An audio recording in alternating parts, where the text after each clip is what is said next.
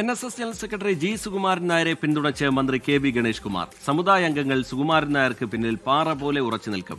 പത്തനംതിട്ട കേന്ദ്രീകരിച്ചാണ് NSSനെതിരെ നീക്കം നടക്കുന്നതെന്നും ഗണേഷ് കുമാർ പറഞ്ഞു.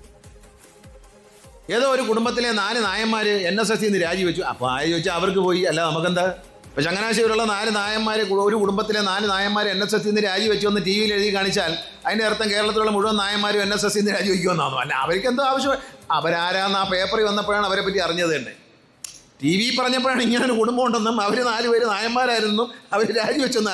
അത് ജനറൽ സെക്രട്ടറിയോടല്ല, അത് അവർ NSSനെതിരാണ്. പത്തനംതിട്ടയിൽ ഫ്ലെക്സ് ബോർഡ് വെച്ചു.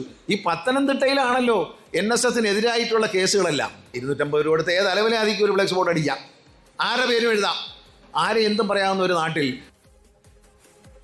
ലോകത്തെവിടെയായാലും ഏത് സമയത്തും 24 വാർത്തകളും ഓഗ്മെന്റഡ് റിയാലിറ്റി പാക്കേജുകളും എക്സ്പ്ലെയിനറുകളും വിശദമായി കാണാൻ ഞങ്ങളുടെ YouTube ചാനൽ നിങ്ങൾക്ക് സബ്സ്ക്രൈബ് ചെയ്യാം.